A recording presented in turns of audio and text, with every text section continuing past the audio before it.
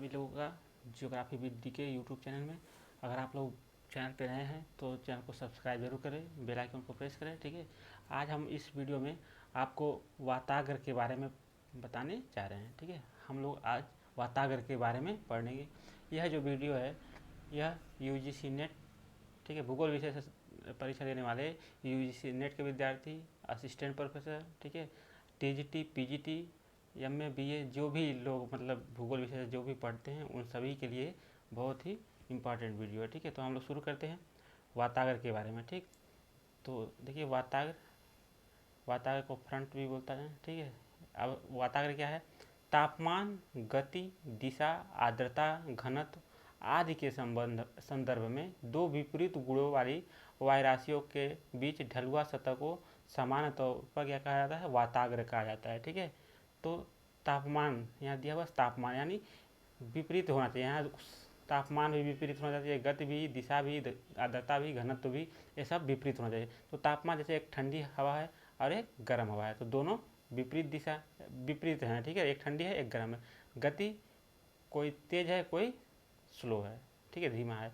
दिशा कोई पश्चिम की तरफ जा रही है, कोई पूर्व की तरफ आ रही है। ठीक है, आर्द्रता किसी में आर्द्रता ज़्यादा है, किसी में ज़्यादा कम है। घनत्व किसी का ज़्यादा है, किसी का कम है। यानी ये सब चीज़ें दो विपरीत गुण वाली होनी चाहिए, यानी एक ही विशेषता अलग अलग दोनों में होनी चाहिए। ठीक है, जैसे तापमान में अगर एक तापमान दोनों में रहेगा लेकिन किसी में कम रहेगा किसी में ज़्यादा रहेगा। गति भी दोनों में रहेगा, किसी में कम रहेगा किसी में ज़्यादा रहेगा। दिशा भी दोनों में रहेगा, कोई उत्तर से आएगा कोई दक्षिण से आएगा। आर्द्रता किसी में ज़्यादा किसी में कम। ठीक है, घनत्व भी किसी में ज़्यादा किसी में कम। तो इस तरह से दो विपरीत गुण वाली अगर वायु राशि, ठीक है, आपस में आके टकराती है तो वहाँ पे ढलुआ सतह का निर्माण होता है, उसी को क्या कहते हैं? वाताग्र कहते हैं। आगे देखते हैं। वास्तव में एक वाताग्र दो विपरीत गुण वाली अभिसरणीय वायुराशियों के मौसम संबंधी दशाओं के मध्य संक्रमण मंडल को प्रदर्शित करता है। इस तरह विपरीत मौसमी दशाओं वाली दो वायुराशियों के मध्य संक्रमण मंडल को दर्शाने वाली असंबद्धता रेखा को वाताग्र कहते हैं। ठीक है, वास्तव में जो एक वाताग्र होता है वह दो विपरीत गुण वाली अभिसरणीय यानी हवा का अभिसरण होना चाहिए, अपसरण नहीं होना चाहिए। ठीक है, इस तरह नहीं होना चाहिए। कैसे होना चाहिए? अभिसरण, यानी एक हवा इधर से आ रही है तो एक हवा इधर से आ रही है, दोनों क्या को जब टकराएंगे तो वहाँ क्या होगा? अभिसरण होगा। ठीक है, और क्या होनी चाहिए? विपरीत गुण होना चाहिए, एक ठंडा होना चाहिए एक गर्म होना चाहिए। ठीक है, तो जब ये दोनों टकराएंगी तो एक उनके मध्य एक संक्रमण मंडल बनेगा, उसी को क्या कहते हैं? वाताग्र कहते हैं। आगे देखते हैं। एफ डब्ल्यू कॉल 1975 में इन्होंने एक परिभाषा दिया था। उन्होंने कहा था वाताग्र विभिन्न घनत्व वाली दो वायुराशियों के मध्य अंतरापृष्ठ या संक्रमण मंडल होते हैं। तो एग्जाम में पूछ देगा वाताग्र विभिन्न घनत्व वाली दो वायुराशियों के मध्य अंतरापृष्ठ या संक्रमण मंडल होता है, इसको किसने कहा था? तो एफ डब्ल्यू कॉल ने कहा था। अब देखिए वाताग्र, ठीक, वाताग्र यहाँ पे देखिए एक ऊपर ठंडी हवा है, ये ठंडी हवा है ये वाली, और यह गर्म हवा है। दोनों की दिशा देख लीजिए क्या है? एक पूरब से पश्चिम की तरफ आ रही है और एक पश्चिम से पूरब की तरफ जा रही है, ये वाली। ठीक है, और ये वाली इधर आ रही है। तो जब दोनों टकराती हैं तो बीच में क्या बन जाता है? देखिए एक अलग क्षेत्र बन जाता है जिसमें दोनों की विशेषता समाहित होती हैं। यानी ऊपर अगर ठंडा है और नीचे गर्म है तो जो बीच वाला एक क्षेत्र बन रहा है ना ठंडा हो रहा है ना गर्म, एक समान मौसम को दर्शा रहा है। तो एक रेखा के अनुसार यह बन जाता है, इसी को कहते हैं वाताग्र कहते हैं। और आगे देखते हैं। नॉर्वे के 3 ऋतु वैज्ञानियों ने, ठीक है, बीजे वर्कनीज, एच सोलबर्ग तथा टी वर्गरान, ठीक है, ने मौसम विज्ञान में सर्वप्रथम वाताग्र एवं वाताग्री सतह की संकल्पना का प्रतिपादन 1918 में किया था। तो यहाँ में पूछेगा वाताग्र संकल्पना का प्रतिपादन किसने किया था? तो ऑप्शन रहेंगे बीजे वर्कनीज, एच सोलबर्ग तथा टी वर्जना। इनमें से या सभी रहे, ठीक है, या इनमें से कोई एक रहे तो आप मान लेंगे कि यही किए थे। ठीक, ये कब किए थे? 1918 में। आगे देखिए वाताग्र मतलब जनन के लिए कौन कौन सी दशाएं आवश्यक होनी चाहिए। ठीक है, तो वाताग्र वहीं पे बनेगा जो, ठीक है, यहाँ पे कुछ दशा होनी चाहिए तभी बनेगा। पहला जैसे आवश्यक दशा जो है वह है तापी विभिन्नता, यानी तापमान में अंतर, यानी दो वायु राशि है जब विपरीत तापमान वाली होगी तभी वातागर का निर्माण होगा। यानी एक ठंडी होगी और एक क्या होगी, गर्म होगी, और क्या होगी, अभिसरण होगी। ठीक, आगे दूसरा जो विशेषता होनी चाहिए वह है वायु राशियों की विपरीत दिशा, यानी हवा जो है उसकी विपरीत दिशा होनी चाहिए। यानी एक उत्तर से आ रही है तो दूसरी दक्षिण से आनी चाहिए, और दोनों आपस में क्या होनी चाहिए, अभिसरित होनी चाहिए, तभी वाताग्र बनेगा। ठीक है, यह वाताग्र के लिए आवश्यक दशा है। क्या है, तापीय विभिन्नता और वायु राशियों की विपरीत दशा। तापीय विभिन्नता का मतलब एक ठंडी और एक गर्म, वायु राशियों की विपरीत दिशा का मतलब एक उत्तर से आए तो एक दक्षिण से आए, और दोनों आपस में आके टकराएं। एक उत्तर से आ रही है और एक दक्षिण से आ रही है, दोनों आपस में टकरा रही हैं, तो यहाँ पे क्या बन जाएगा, एक वाताग्र बन जाएगा। आगे देखिए, पेटरसन महोदय ने 4 प्रकार के पवन प्रवाह क्रम का उल्लेख किया। ठीक है, इनमें से अंतिम 2 क्रमों में ही वातागर उत्पत्ति की संभावना होती है। पूछ देगा वातागर के निर्माण से संबंधित पेटरसन ने कितने प्रकार के पवन प्रवाह क्रम का उल्लेख किया, तो हो जाएगा 4। यह पूछ देगा पेटरसन के अनुसार वातागर जनन के लिए 4 पवन प्रवाह क्रम में कौन अंतिम, मतलब कौन कौन से 2 वातागर उत्पत्ति की संभावना होती है। ठीक है, तो देखिए पहला जो है स्थानांतरणीय प्रवाह, दूसरा है घूर्णन पवन परिसंचरण, तीसरा है अभिसरणी तथा अपसरण पवन परिसंचरण, चौथा है विरूपणी पवन संचरण। तो इनमें से जो अंतिम 2 है यानी 3 और 4, इसी में केवल वातागर बनेगा, जबकि पहले और दूसरे में नहीं बनेगा। ठीक है, स्थानांतरणीय प्रवाह में नहीं बनेगा, क्योंकि वह केवल एक ही जाएगी। ठीक है, एक ही दिशा में जाती रहेगी, तो उससे कोई टकराएगा नहीं। अभिसरण रहेगा तो रहेगा, पवन विरूपणी पवन रहेगा तब भी होगा। ठीक, आगे वातागर का वर्गीकरण। ठीक, अगर देखा जाए वातागर को वर्गीकृत किया जाता है तो यह 4 प्रकारों में विभाजित किया जाता है। वातागर 4 प्रकारों में विभाजित किया जाता है। पहला जो है वह है उष्ण वाताग्र। ठीक है, उष्ण वाताग्र, उष्ण वाताग्र जो है वह जब वाताग्र के सहारे, ठीक है, जब वाताग्र के सहारे गर्म तथा हल्की वायु आक्रामक होती है तथा ठंडी व भारी वायु के ऊपर तीव्रता से चढ़ती है, तो उसे उष्ण वाताग्र कहते हैं। उष्ण वाताग्रों का ढाल प्राय 1:100 से 1:400 के मध्य होता है, और जो उष्ण वाताग्र होते हैं वह मध्य अक्षांशों में पाए जाते हैं। ठीक है, दूसरा है शीत वाताग्र। ठीक है, शीत वाताग्र जो है वह जब ठंडी तथा भारी वायु आक्रामक होती है तथा गर्म एवं हल्की वायु को ऊपर उठा देती है, तो शीत वाताग्र का निर्माण होता है। जो इसका ढाल होता है 1:25 से 1:100 के बीच में होता है। तो उष्ण वाताग्र का ढाल पूछता है और शीत वाताग्र का ढाल हमेशा एग्जाम में पूछता है, और वो कितने प्रकार के वाताग्र हैं ये भी एग्जाम में हमेशा पूछता है। तो 4 प्रकार के वाताग्र हैं। ठीक है, अधिवृष्ट वाताग्र। ठीक है, अधिवृष्ट वाताग्र किसे कहते हैं, जब शीत वाताग्र तीव्र गति से चल के उष्ण वाताग्र से मिल जाता है तथा गर्म वायु का नीचे, ठीक है, से संपर्क समाप्त हो जाता है, तो अधिवृष्ट वाताग्र का निर्माण होता है। ठीक है, का निर्माण होता है, यानी इस तरह होता है, नीचे से संपर्क हवाओं का टूट जाता है। दोनों वाताग्रों का, एक मान लिया ठंडी वाताग्र है, एक गर्म है, तो इन दोनों का टूट जाता है संपर्क धरातल से, तो इसको कहते हैं अधिवृष्ट वाताग्र। लास्ट वाला है चौथा, यह है अस्थाई वाताग्र। ठीक है, अस्थाई वाताग्र, तो जब 2 विपरीत वायु राशियाँ एक वाताग्र से इस रूप में अलग होती हैं कि वे एक दूसरे के समानांतर तो होती हैं तथा वायु ऊपर नहीं उड़ पाता, तो अस्थाई वाताग्र का निर्माण होता है। इस तरह देखिए, यह है अस्थाई वाताग्र। दोनों आपस में, दोनों ठंडा और गर्म दोनों मिले, ठीक, हवाएं, तो यहाँ पे एक अस्थाई वाताग्र का निर्माण हो रहा है। अब हम लोग देखें चारों के कैसे कैसे बनते हैं। ठीक है, अब देखिए, ये जो है धरातल है और एक ठंडी हवा है और एक गर्म हवा है। देखिए धरातल है नीचे का, और एक ठंडी हवा है और एक गर्म हवा है, दोनों आपस में टकरा रही हैं, तो वहाँ पे क्या बन रहा है, एक वाताग्र का निर्माण बन रहा है। देखिए काला जो है, एक काला वाला वाताग्र है, एक ठंडी हवा है और एक गर्म है, दोनों आपस में टकरा रही है, तो क्या बन रहा है, वो एक वाताग्र का बन रहा है। ठीक है, और दूसरे कंडीशन में देखिए अब क्या हो रहा है, दूसरे कंडीशन में जब टकराने के बाद क्या हो रहा है, ये वाताग्र बना हुआ है। ठीक है, अब क्या हो रहा है, जो ठंडी हवा है वह गर्म हवा को क्या करे, ढकेल के ऊपर उठा रही है। देखिए गर्म हवा ऊपर की तरफ उठ रही है। जब गर्म हवा ऊपर की तरफ उठती है तो देखिए यहाँ पे वाताग्र बनता है, एक शीत वातागर बनता है और एक उष्ण वातागर बनता है। ठीक है, अब जब यही शीत और उष्ण वातागर क्या होते हैं, धरातल से इनका संपर्क यानी टूट जाता है, तो एक इसको कहते हैं संशोधित, ठीक है, या अधिवृष्ट वातागर कहते हैं। और चौथा है एकदम अस्थायी वातागर। देखिए ठंडी हवा ऊपर है और गर्म हवा नीचे है। ठीक, अब हम लोग देखते हैं वातागर के प्रदेश, वातागर प्रदेश देखते हैं। ठीक है, वातागर प्रदेश बहुत इंपॉर्टेंट है क्योंकि यही ज़्यादा पूछेगा।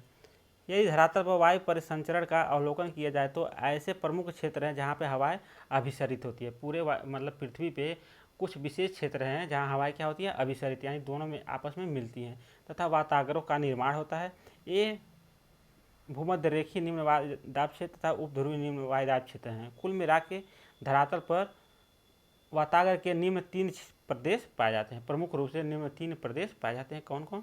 पहला है ध्रुवीय वातागर प्रदेश। ठीक है, ध्रुवीय वातागर प्रदेश, जो ध्रुवीय वातागर प्रदेश है यह मध्य अक्षांशों में यानी 30 डिग्री से 40 डिग्री दोनों अक्षांशों, ठीक है, दोनों गोलार्धों में ध्रुवीय ठंडी हवा तथा भारी, ध्रुवीय ठंडी तथा भारी एवं उष्णकटिबंधीय गर्म आर्द्र तथा हल्की हवा के मिलने से ध्रुवीय वातागर का निर्माण होता है, जिसका विस्तार उत्तरी अटलांटिक महासागर और उत्तरी प्रशांत महासागरीय क्षेत्र में अधिक होता है। जाड़े में ये अधिक सक्रिय होता है तथा गर्मियों में यह मंद पड़ जाते हैं। ठीक है, सर्दियों में ध्रुवीय वातागर की अधिक सक्रियता का मुख्य कारण यह है कि इस समय जो ध्रुवीय महाद्वीपीय एवं उष्णकटिबंधीय वायुराशियों के तापमान में भारी विषमता होती है।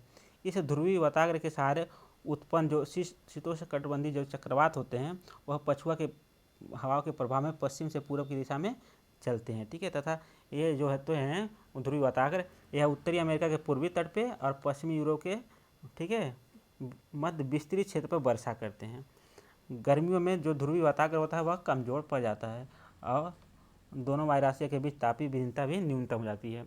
अभी हम इसको देखेंगे मैप के द्वारा। ठीक, दूसरा जो है आर्कटिक प्रदेश, जो आर्कटिक प्रदेश है वातागरी प्रदेश, वह आर्कटिक वातागर प्रदेश जो है यह आर्कटिक क्षेत्र में महाद्वीपीय हवाओं तथा ध्रुवीय सागरीय हवाओं के मिलने से वातागर का यह निर्माण होता है।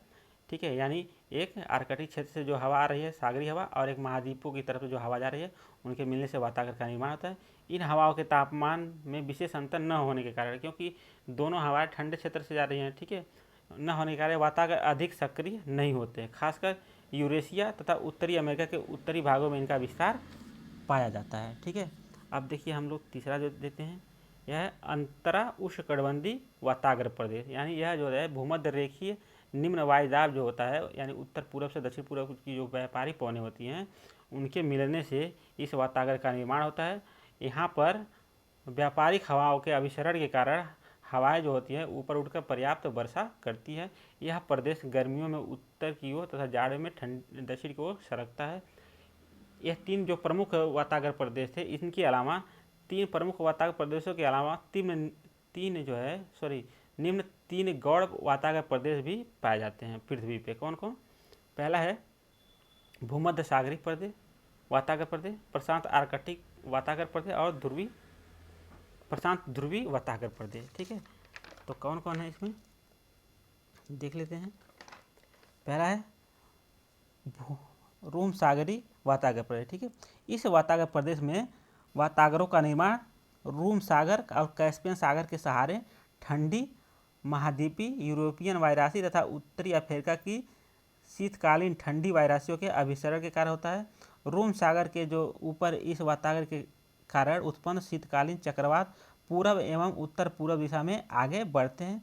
इनमें से कतिपय चक्रवात पाकिस्तान तथा उत्तर पश्चिम भारत में शीतकाल में पहुंचते हैं और इनको ही पश्चिमी विक्षोभ करते हैं। यानी जो रोम सागरी वातागर होता है यही भारत में आके पश्चिमी विक्षोभ भी बन जाता है। ठीक है, अब हम लोग आगे देखते हैं ये प्रशांत आर्कटिक प्रदेश में क्या विशेषता है बी में। ठीक है, जो प्रशांत आर्कटिक प्रदेश है यह शीतकाल में राकीज पर्वत से, ठीक है, चलता और ग्रेट लेक्स जो महान झील है यानी मिसिसिपी, मिशिगन, ठीक है, ये सब सेंट्रल, ये सब जो भी 5 ईरी, ठीक है, सुपीरियर तक एक अक्ष के सहारे वातागरों का जनन होता है।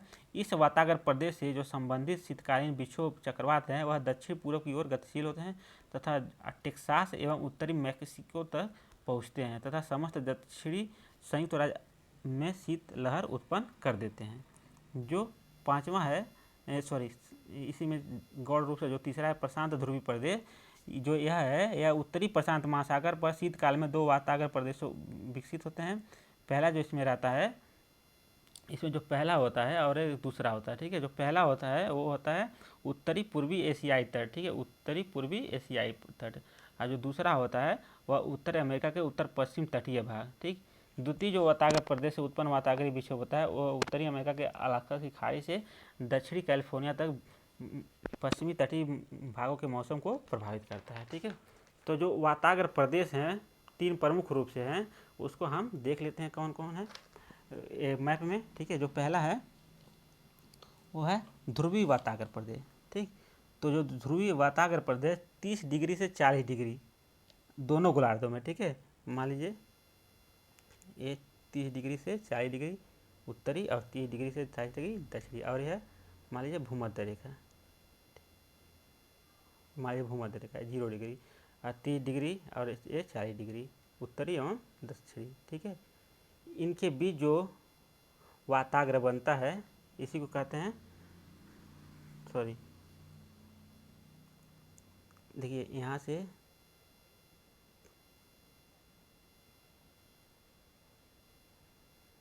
महासागरों में केवल, ठीक है, महासागरों में केवल जानना है। देखिए यहाँ दिया हुआ मध्य अक्षांशों में या मध्य अक्षांशी भागों में, ठीक है, मध्य अक्षांशी भागों में दोनों गोलार्धों में 30 डिग्री से 40 डिग्री, ठीक है। ध्रुवीय ठंडी हवा, जो ऊपर से हवा आएगी वो क्या होगी, ठंडी हवा होगी, और जो नीचे जाएगी वह गर्म होगी। तो ध्रुवीय ठंडी हवा यानी ऊपर से जो आ रही है ये हवा, ये ठंडी हवा है, और नीचे से जो जा रही है ये क्या है, गर्म हवा, पछुआ हवा, ठीक है।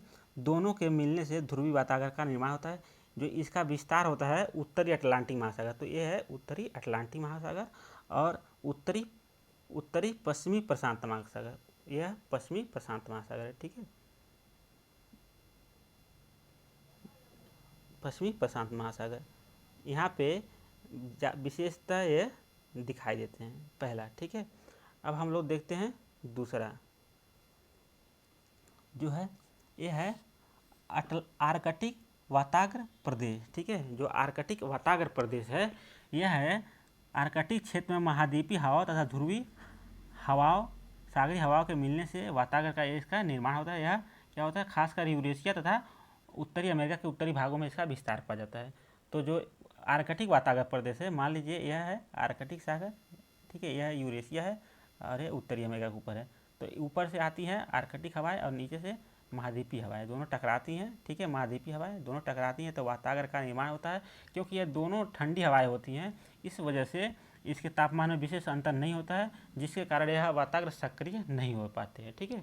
जो तीसरा है मुख्य रूप से वह क्या है, अंतरा उष्णकटिबंधीय वातागर प्रदेश, ठीक है। तो जो अंतरा उष्णकटिबंधीय वातागर प्रदेश है, तो आप लोग जानते हैं यहाँ से विषुवत रेखा गुजरता है 0 डिग्री, ठीक है। तो 0 डिग्री से यहाँ पे होता है 25 से 35 के बीच में उपोष्णकटिबंधीय उच्च वायुदाब की पेटी, ठीक है, 25 से 35 के बीच में उपोष्णकटिबंधीय उच्च वायुदाब की पेटी।